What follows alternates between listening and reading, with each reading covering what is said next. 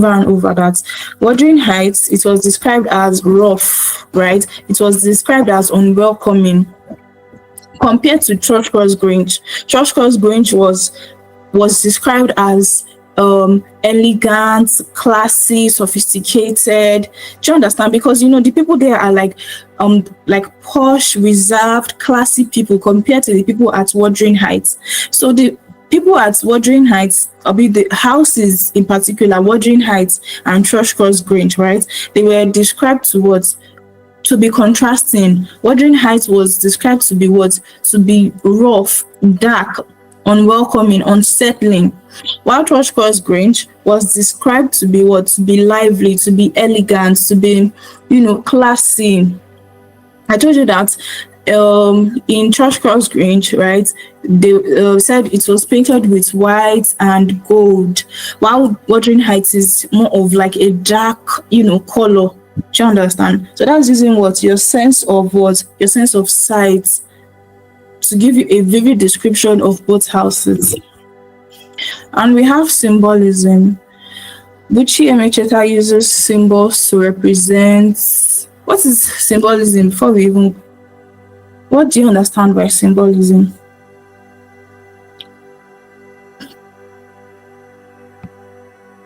Symbolism is using signs or symbols to something, to explain something.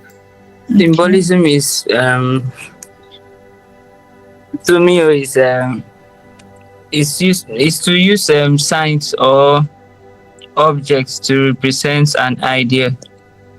Okay, thank you. So yeah, both of you are correct. Using using objects, right, to represent to represent a deeper idea. That's symbolism.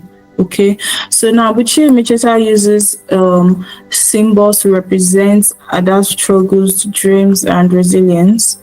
Example, education as a symbol of freedom.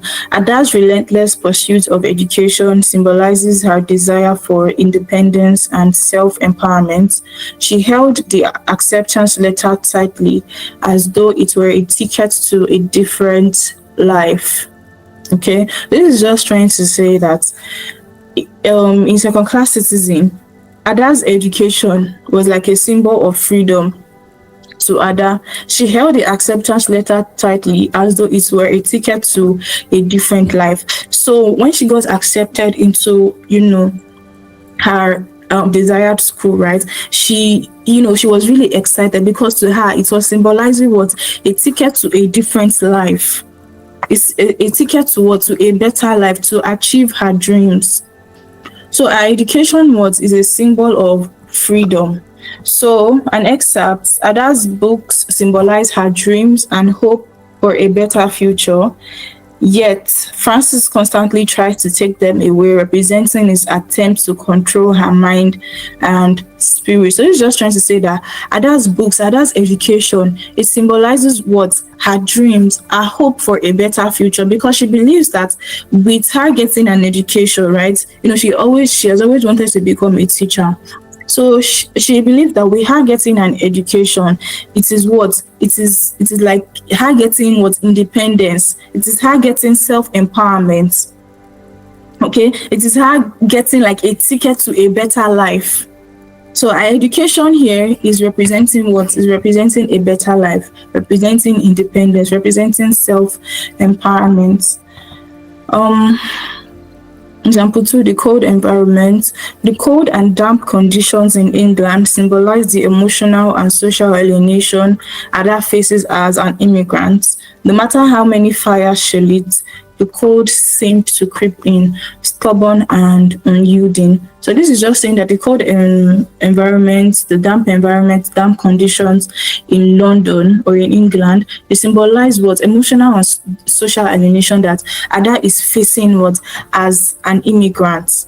Okay, because basically everywhere seems, apart from the weather itself, right? The weather is symbolizing her, the way she is alienated, the way she lacks emotional support. right? The way she's being treated as an immigrant. Basically, everybody is cold to her because what? Because she's an immigrant, a black immigrant. So that weather, the cold weather in England, what is symbolizing what? Emotional and social alienation. So the effects, the symbols in second class citizen, the symbols in second class citizen highlights Ada's determination, right? Okay. Highlights Ada's determination and the barriers she faces as a woman and an immigrant. While symbolism in unexpected joy at dawn, Alex Aguirre uses symbols to explore themes of identity, displacement, and resilience. The physical borders between Ghana and Nigeria symbolize the emotional and cultural divides faced by immigrants. The border stretched like an invisible wall, separating dreams from reality, hope from despair. This is saying that the physical border between Ghana and Nigeria is symbolizing what? Emotional and cultural divides faced by immigrants. I told you that when he managed to get to the border, right, he was still not, allowed in because of what? Because he has a Ghanaian name, he speaks like a Ghanaian, he has Ghanaian accent and all of that, right? So he was not even allowed into Nigeria, where he thought, was going to be his home, where he thought he was going to be accepted. And that is representing or symbolizing what? Cultural divides. They are culturally divided, Nigeria and Ghana. Ghana is saying, Nigeria is saying at that particular time that, we don't want Ghanaians, we don't want you. So that is showing what? Cultural divide. So that border is representing cultural divide. So example 2, the dawn. The title itself is symbolic. Dawn represents hope, renewal, and the possibility of a fresh start after hardship. The sky lightens slowly, the darkness peeling away to reveal the first blush of dawn. It was a new beginning, or so he hoped. Okay, so dawn is what representing hope. Dawn is the beginning of a new day, right? Dawn means the beginning of a new day. So that dawn in the title, unexpected joy at dawn, is representing hope. Like, a new day is basically representing a new day of opportunities, right? A new day of hope. So this is trying to say that the dawn in the title, unexpected joy at dawn, is representing hope, is representing renewal, and the possibility of a fresh start after hardship. So, okay, effect symbolism in unexpected joy at dawn reinforces the tension between struggle and hope, emphasizing the resilience of individuals seeking belonging. We move to symbolism in Wuthering Heights. Emily Bronte's Wuthering Heights is rich with symbolism, much of it tied to the natural world and Gothic setting. Example, the moors symbolize freedom and wildness, mirroring the untamed passion of Heathcliff and Katrine. The moors stretched endlessly, wild and desolate, untouched by the order of man. Example 2, Wuthering Heights and Churchgoers Grange. The two houses symbolize opposing forces. Wuthering Heights represents chaos, passion, and nature, while Churchgoers Grange represents order, civilization, and societal expectation. So basically, the two houses are symbolizing what? Contrasting things. Wuthering Heights is symbolizing chaos, is symbolizing passion, is symbolizing nature, right? While Churchgoers Grange is symbolizing or representing order, is representing civilization.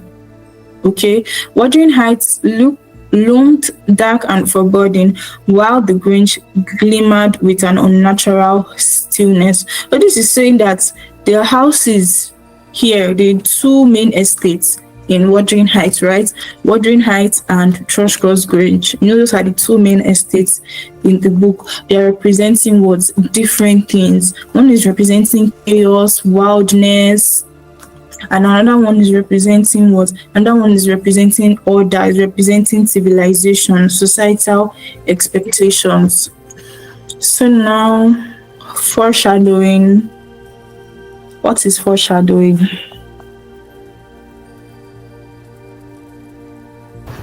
It's a literary device or instrument that hints at future events in a prose. Okay, thank you. So yeah, foreshadowing is a literary device, right? That the author uses to what, to give you as the reader hints or clues about things that are going to happen in the future. So Buchi Micheta uses foreshadowing to hint at the challenges Ada will face in England. She heard stories of how difficult life could be abroad, but she brushed them aside, clinging to her dreams.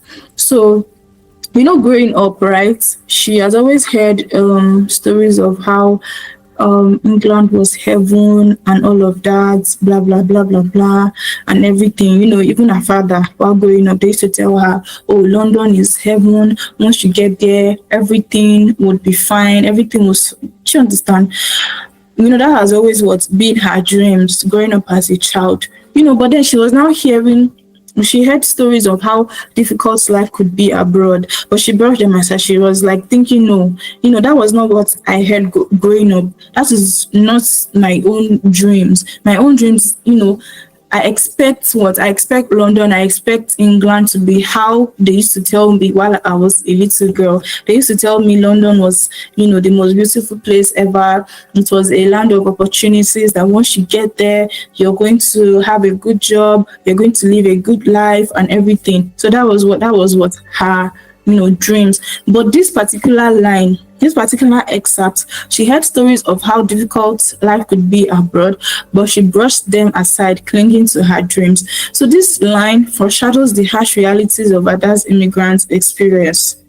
So this line is what is giving us hints, is giving us clues about what. Oh, I think when you read that part, you think that, oh, I think she's going to face what, a difficult life when she gets abroad. When you read that part, you'll be like, oh, I think the way she's dreaming of heaven and everything, you think it's going to be what? It's going to be different. It's going to be completely different, right? When she gets abroad. So that is foreshadowing in second class citizen. So, effect, it builds anticipation for the cultural and personal struggles Ada encounters later. Now, foreshadowing in unexpected joy at dawn. Alex again hints at the difficulties of crossing borders and the eventual conflict between nations. Example, the checkpoints were growing stricter. Someone trying to ask a question. Yes, ma'am. Please, this Alex, is he a Ghanaian or a Nigerian? Yes, he's a Ghanaian. He's a Ghanaian writer. Okay, ma'am. Thank you. Welcome. So he hints at the difficulties of crossing borders and the eventual conflicts between nations. So an example is the checkpoints were growing stricter, the whispers of unrest louder with each passing day. This foreshadows the challenges of migration and the looming political instability. So that particular line, the checkpoints were growing stricter, the whispers of unrest louder with each passing day. So this is trying to foreshadow, this is trying to hint at the difficulties of what? Of crossing the border. Okay, this is hinting that, oh, I think things are going to be difficult for, what's his name? Nitaki. When he gets to the border, things are going to be what? Strict when he gets to the border. That is foreshadowing what? The difficulties of crossing the border. Okay, the challenges of migration, the challenges of political instability. So it creates suspense and prepares readers for the tension and dangers ahead. Foreshadowing in Wuthering Heights, Emily Bronte masterfully foreshadows the tragic fates of her characters. Example, I saw that he had a look of revenge in his eyes, dark and unrelenting. This line foreshadows Heathcliff's destructive actions driven by his obsession and bitterness. So you as the reader, when you read that part, I saw that he had a look of revenge in his eyes, dark and unrelenting. You have hints that I think Heathcliff is going to try to take revenge. I think Heathcliff is maybe going to turn evil, right? Because he had a look of revenge in his eyes. You would foreshadow that Heathcliff is most likely going to take revenge. He's most likely going to, come back and take revenge on every single person that, has hurt him or has caused him pain. So it builds a sense of inevitability and tragedy consistent with the Gothic tone. Cliffhanger. What is cliffhanger? It's like suspense. Okay. Another definition of cliffhanger.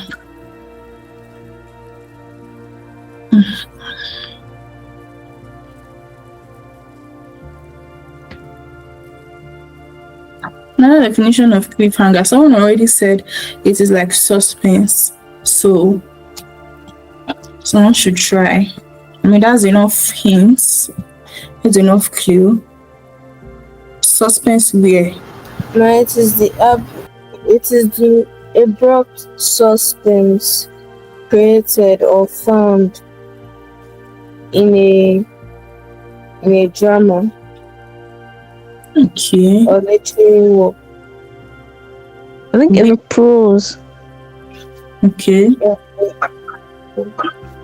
So is it at the beginning, the middle, or the end of a chapter? The end of a chapter. The end. Thank you. The end of a chapter. Cliffhanger is what? Like using suspense at the end of each chapter, so that you as the reader, right?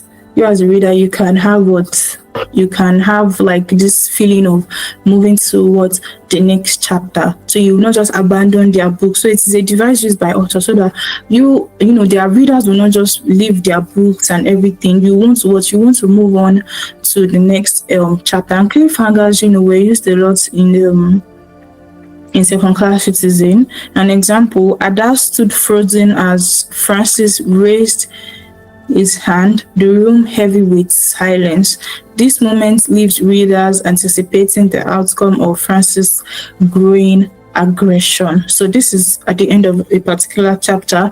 Ada stood frozen as Francis raised his hand, the room heavy with silence. So you want to go to the next chapter, like Ada stood frozen as Francis raised his hand, blah blah blah. You want to what is going to happen, right? Is it going to hit her again? Is it going to, do you understand? You want to move to the next chapter. And I told you that cliffhanger was also used in the very last chapter of Second Class Citizen, right? I told you that I think she just told us that she left the court, she met this man, the man paid for her ride, and then she, I don't know, the taxi drove off, right? So, she didn't give us exact details of what happened to Ada, or maybe Ada, there was no closure, there was no maybe happy ending or anything. She just told us that she left the court and then the taxi drove off. And I told you that if she wanted to make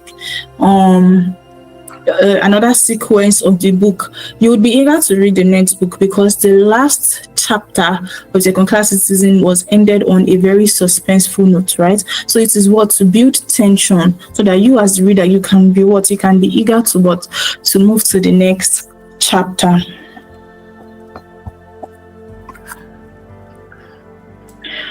So cliffhanger in Unexpected Joy at Dawn. Hold on. Okay, cliffhanger in Unexpected Joy at Dawn. At the border, he turned back, his heart pounding as soldiers approached with rifles raised. This cliffhanger keeps readers on edge about the character's safety. Okay, so at the border, he turned back, his heart pounding as soldiers approached with rifles raised. So this is just saying that at the border, when he was at the border, right, he turned back and his heart was pounding, as if he was scared when he saw, he saw soldiers approaching with their rifles, with their guns raised. Okay, so if a chapter was ended on that note or with that line, you as the reader, you'll be eager to know, what is going to happen. Are they going to shoot Nitaki? Are they going to capture Nitaki? That is putting suspense at the end of that particular chapter, so that